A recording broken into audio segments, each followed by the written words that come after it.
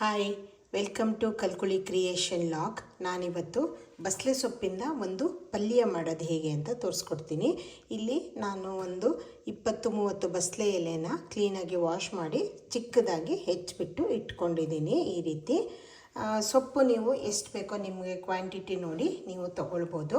ಆಮೇಲೆ ಇಲ್ಲಿ ಟೇಸ್ಟಿಗೆ ಬೇಕಾದಷ್ಟು ಉಪ್ಪು, ಸ್ವಲ್ಪ ಸಾಸಿವೆ, ಹಸಿ ತೆಂಗಿನಕಾಯಿ ತುರಿ, ನಂತರ ಖಾರಕ್ಕೆ ಬೇಕಾದಷ್ಟು ಹಸಿಮೆಣಸು, ಒಂದು ಚಿಕ್ಕ ನೀರುಳ್ಳಿಯನ್ನು ಈ ರೀತಿ ಹೆಚ್ಚಿಬಿಟ್ಟು ಇಟ್ಕೊಂಡಿದ್ದೀನಿ.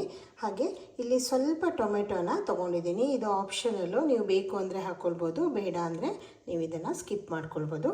ಹಾಗೆ ಒಂದು ಸ್ವಲ್ಪ ನಿಂಬೆ ರಸ ಬೇಕಾಗುತ್ತೆ. ಇವಾಗ ಇದು ಹೆಚ್ಚಿ ಇಟ್ಕೊಳ್ಳೋದಷ್ಟೇ ನಮಗೆ ಟೈಮು ಆಗುತ್ತೆ. ಇದು ಕ್ವಿಕ್ಕಾಗಿ ನೀವು ಮಾಡ್ಕೊಳ್ಬೋದು. ಇದು ಹಾಗೆ ತುಂಬ ಈ ಅಕ್ಕಿ ರೊಟ್ಟಿ ಜೊತೆಗೆ ಅಥವಾ ಚಪಾತಿ ಜೊತೆಗೆ ಎಲ್ಲ ತುಂಬ ಟೇಸ್ಟಾಗಿ ಬರುತ್ತೆ. ಕ್ವಿಕ್ಕಾಗಿ ಮಾಡ್ಕೊಳ್ಬೋದು. ಹಾಗೆ ಬಸಳೆ ಸೊಪ್ಪು ಆರೋಗ್ಯಕ್ಕೂ ಸಹ ತುಂಬ ಒಳ್ಳೆಯದು. ಇವಾಗ ಇದನ್ನು ಒಗ್ಗರಣೆ ನಾವು ಸ್ಟಾರ್ಟ್ ಮಾಡ್ಕೊಳ್ಳೋಣ. ಇವಾಗ ನಾನಿಲ್ಲಿ ಒಂದು ದಪ್ಪ ತಳದ ಪಾತ್ರೆಗೆ 1 ಟೇಬಲ್ ಸ್ಪೂನ್ ಆಗಷ್ಟು ಆಯಿಲನ್ನು ಹಾಕ್ಕೊಂಡಿದ್ದೀನಿ. ಇದು ಸೊಪ್ಪು ನೀವು ಕ್ವಾಂಟಿಟಿ ನೋಡ್ಕೊಂಬಿಟ್ಟು ನೀವು ಎಣ್ಣೆ ಎಷ್ಟು ಬೇಕೋ ಅಷ್ಟು ತಗೊಳ್ಳಿ.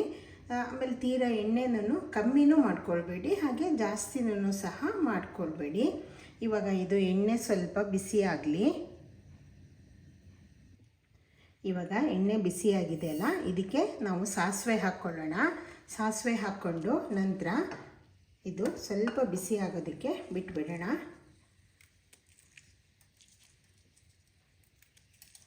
ಇವಾಗ ಸಾಸಿವೆ ಸ್ವಲ್ಪ ಬಿಸಿ ಆಗ್ತಾ ಇದೆಯಲ್ಲ, ಹಾಗೆ ಇಲ್ಲೊಂದು ನಾನು 4-5 ಎಸಳು ಒಣಮೆಣಸನ್ನ ಚೂರು ಮಾಡಿಬಿಟ್ಟು ಸೇರಿಸ್ಕೊಳ್ತಾ ಇದ್ದೀನಿ.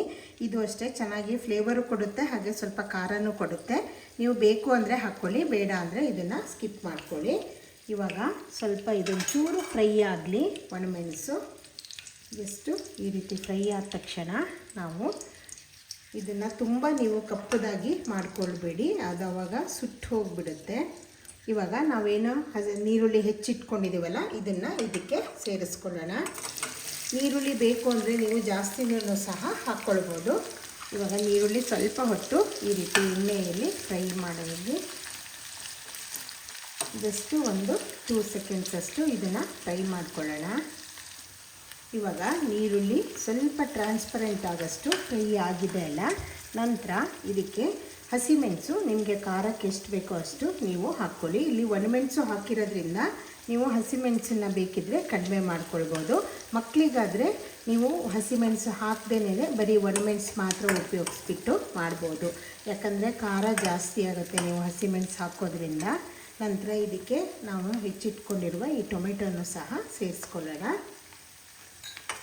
ಇವಾಗ ಇದನ್ನು ಕ್ಲೀನಾಗಿ ಮಿಕ್ಸ್ ಮಾಡಿಬಿಟ್ಟು ನಂತರ ಇಲ್ಲಿ ಒಂದು 1/4 ಟೀ ಸ್ಪೂನ್ ಆಗೋಷ್ಟು ಉಪ್ಪನ್ನು ಹಾಕ್ತಾಯಿದ್ದೀನಿ, ಯಾಕಂದರೆ ಇದೆಲ್ಲ ಬೇಗ ಕುಕ್ ಆಗಲಿ ಅಂತ ಹೇಳಿಬಿಟ್ಟು.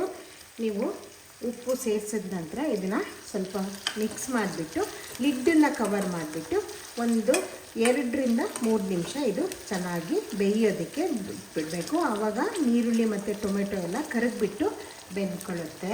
ಇವಾಗ ಲಿಡ್ ಕವರ್ ಮಾಡೋಣ. ಇವಾಗ ಲಿಡ್ ಕವರ್ ಮಾಡಿಬಿಟ್ಟು ನಾನು ಇದನ್ನು ಬೇಯೋದಕ್ಕೆ ಬಿಡ್ತಾಯಿದ್ದೀನಿ. ಇವಾಗ ಇದು ಲಿಡ್ ಓಪನ್ ಮಾಡೋಣ. ಇದು ಸ್ವಲ್ಪ ಹೊತ್ತು ಚೆನ್ನಾಗಿ ಬೆಂದಿದೆ ಅಲ್ಲ, ಈಗ ಮತ್ತೊಂದು ಸರಿ ಇದನ್ನು ಸ್ವಲ್ಪ ಕ್ಲೀನಾಗಿ ಮಿಕ್ಸ್ ಮಾಡ್ಕೊಂಡಿರಬೇಕು. ಇವಾಗ ಈ ಒಗ್ಗರಣೆ ಕರೆಕ್ಟಾಗಿ ಕುಕ್ ಆಗಿದೆ. ಈಗ ನಾವು ಈ ಸೊಪ್ಪೇನು ಹೆಚ್ಚಿಟ್ಕೊಂಡಿದ್ದೀವಲ್ಲ ಬಸಳೆ ಸೊಪ್ಪು, ಇದನ್ನು ಇದಕ್ಕೆ ಹಾಕ್ಕೊಳ್ಳೋಣ. ನೀವು ಫ್ಲೇಮನ್ನು ಫುಲ್ಲು ಲೋ ಅಲ್ಲೇ ಇಟ್ಕೊಳ್ಳಿ.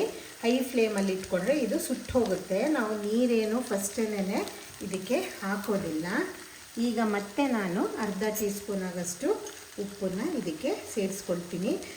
ಇದನ್ನು ಸ್ವಲ್ಪ ಉಪ್ಪಾಗೋದಾದರೂ ಮಾಡ್ಕೊಳ್ಬೋದು ನೀವು, ಉಪ್ಪು ಜಾಸ್ತಿ ಹಾಕ್ಕೊಳ್ಬಿಟ್ಟು. ಇಲ್ಲ ನಿಮ್ಗೆ ಉಪ್ಪು ಜಾಸ್ತಿ ಬೇಡ ಅಂದರೆ ನಾರ್ಮಲಾಗಿ ನಿಮಗೆ ಎಷ್ಟು ಉಪ್ಪು ಬೇಕಾಗುತ್ತೋ ಅಷ್ಟನ್ನು ಹಾಕ್ಕೊಂಡ್ಬಿಟ್ಟು ಮಾಡ್ಕೊಳ್ಬೋದು. ಇವಾಗ ಇದನ್ನು ಚೆನ್ನಾಗಿ ಮಿಕ್ಸ್ ಮಾಡೋಣ. ಇದು ನಿಮಗೆ ಏನಾದ್ರು ಒಂದು ರಸಮ್ಮು ಅಂಥದ್ದು ಏನಾದ್ರು ಇದ್ದರೆ ಅದ್ರ ಜೊತೆಗೆ ಇದು ತುಂಬ ಟೇಸ್ಟ್ ಬರುತ್ತೆ. ಬಸಳೆ ಸೊಪ್ಪು ಈ ರೀತಿ ಮಾಡ್ಕೊಂಡು ತಿನ್ನೋದ್ರಿಂದ ಆರೋಗ್ಯಕ್ಕೂ ಸಹ ತುಂಬ ಒಳ್ಳೆಯದು.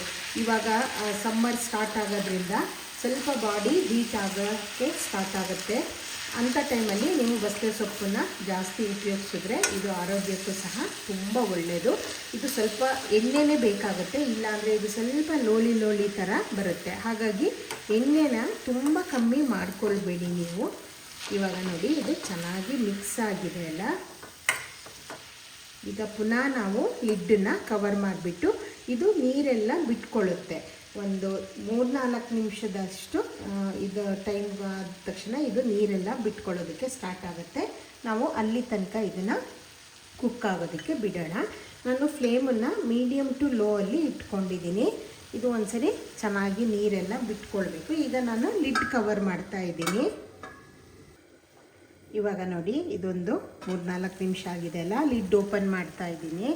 ಲಿಡ್ ಓಪನ್ ಮಾಡಿಬಿಟ್ಟು ಇದು ಚೆನ್ನಾಗಿ ನೀರೆಲ್ಲ ಬಿಟ್ಕೊಂಡು ಕುಕ್ ಆಗಿದೆ. ಸೊಪ್ಪು ಬೇಯೋದಕ್ಕೆ ತುಂಬ ಹೊತ್ತೇನು ಬೇಕಾಗೋದಿಲ್ಲ. ಹಾಗೆ ಸೊಪ್ಪನ್ನು ತುಂಬ ಓವರ್ ಕುಕ್ ಸಹ ಮಾಡಬಾರ್ದು, ಯಾಕಂದರೆ ಅದರಲ್ಲಿರುವ ನ್ಯೂಟ್ರಿಯೆಂಟ್ಸ್ ಎಲ್ಲ ಹೋಗುತ್ತೆ ಅಂತ ಹೇಳ್ತಾರೆ. ಸೊ ಹಾಗಾಗಿ ಜಸ್ಟ್ ಒಂದು 3-4 ನಿಮಿಷದಷ್ಟು ನೀವು ಇದನ್ನು ಬೇಯಿಸಿದ್ರೆ ಸಾಕಾಗುತ್ತೆ. ಇವಾಗ ಲಿಡ್ ಓಪನ್ ಮಾಡಿಬಿಟ್ಟು ಇದರಲ್ಲಿರುವ ನೀರೆಲ್ಲ ಸ್ವಲ್ಪ ಡ್ರೈ ಆಗೋದಕ್ಕೆ ಬಿಡಬೇಕಾಗತ್ತೆ. ನಿಮಗಿಲ್ಲ ನೀರು ಬೇಕು ಅನ್ನೋದಿದ್ರೆ ನೀವು ಹಾಗೇನೂ ಇದನ್ನು ಮಾಡ್ಕೊಳ್ಬೋದು. ಇದು ಇವಾಗ ಕ್ಲೀನಾಗಿ ಕುಕ್ ಆಗಿದೆ. ಈಗ ಇನ್ನೊಂದು 1 ನಿಮಿಷದಷ್ಟು ನಾನು ಇದನ್ನು ಹೀಗೆ ಓಪನ್ನಾಗಿ ಬೇಯೋದಕ್ಕೆ ಬಿಡ್ತೀನಿ. ಈ ಟೈಮಲ್ಲಿ ನೀವು ಉಪ್ಪನ್ನು ಟೇಸ್ಟ್ ನೋಡ್ಕೊಳ್ಬೋದು. ಯೂಶ್ವಲಿ ಇದನ್ನು ಉಪ್ಪು ಸೊಪ್ಪು ಅಂತ ಮಾಡೋ ಹಾಗೇನೇ ನಾವು ಮಾಡ್ಕೊಳ್ಳೋದು. ಸ್ವಲ್ಪ ಉಪ್ಪಾಗಿದ್ದರೆ ಇದು ಅನ್ನದ ಜೊತೆಗೆಲ್ಲ ತುಂಬ ಟೇಸ್ಟ್ ಕೊಡುತ್ತೆ. ಅದೇ ನೀವು ಅಕ್ಕಿ ರೊಟ್ಟಿ ಅಥವಾ ಕಡುಬಿನ ಜೊತೆಗಾದರೆ ನೀವು ಉಪ್ಪನ್ನು ಕಮ್ಮಿ ಮಾಡ್ಕೊಳ್ಳಿ, ಯಾಕಂದರೆ ನಾವು ಅದಕ್ಕೂ ಉಪ್ಪು ಹಾಕೋದ್ರಿಂದ ಅದು ಉಪ್ಪು ಜಾಸ್ತಿ ಆಗುತ್ತೆ. ಅದೇ ಪ್ಲೈನಾಗಿ ನೀವು ವೈಟ್ ರೈಸ್ ಜೊತೆಗೆ ಇದನ್ನು ಯೂಸ್ ಮಾಡೋದಿದ್ದರೆ ನೀವು ಸ್ವಲ್ಪ ಉಪ್ಪಾಗಿ ಮಾಡಿಕೊಂಡ್ರೆ ಇದು ತುಂಬ ಟೇಸ್ಟಿಯಾಗಿ ಬರುತ್ತೆ. ಇವಾಗ ಇದನ್ನು ಕ್ಲೀನಾಗಿ ಮಿಕ್ಸ್ ಮಾಡೋಣ. ಮಿಕ್ಸ್ ಮಾಡಿಬಿಟ್ಟು ಇದಕ್ಕೆ ನಾವು ಏನು ಹಸಿ ತೆಂಗಿನಕಾಯಿ ತುರಿ ಇಟ್ಕೊಂಡಿದ್ದೀವಲ್ಲ ಇದನ್ನು ಇದಕ್ಕೆ ಸೇರಿಸ್ಕೊಳ್ಬೇಕು. ಉಪ್ಪನ್ನು ನೀವು ಟೇಸ್ಟ್ ನೋಡಿಕೊಂಡು ನಿಮಗೆ ಖಾರಕ್ಕೆ ಎಷ್ಟು ಬೇಕೋ ಅಷ್ಟು ನೀವು ಅದನ್ನು ಸರಿ ಮಾಡ್ಕೊಳ್ಳಿ.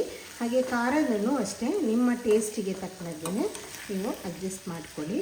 ಹಸಿ ತೆಂಗಿನಕಾಯಿ ತುರಿ ಹಾಕಿದ ತಕ್ಷಣ ಒಂದು ಸ್ವಲ್ಪ ಹೊತ್ತು ನಾವು ಇದನ್ನು ಈ ರೀತಿ ಇದರಲ್ಲೇ ಕುಕ್ ಆಗೋದಕ್ಕೆ ಬಿಡಬೇಕು. ನೀವು ಹಾಕಿದ ತಕ್ಷಣ ಆಫ್ ಮಾಡಿಟ್ರೆ ಅದು ಅರ್ಧ ಬಿಸಿ ಆಗುತ್ತೆ, ಅರ್ಧ ಬಿಸಿ ಆಗೋದಿಲ್ಲ.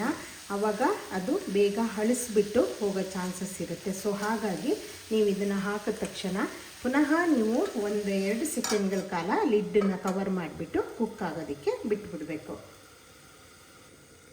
ಇವಾಗ ನಾನು ಲಿಡ್ ಓಪನ್ ಮಾಡ್ತಾ ಇದ್ದೀನಿ.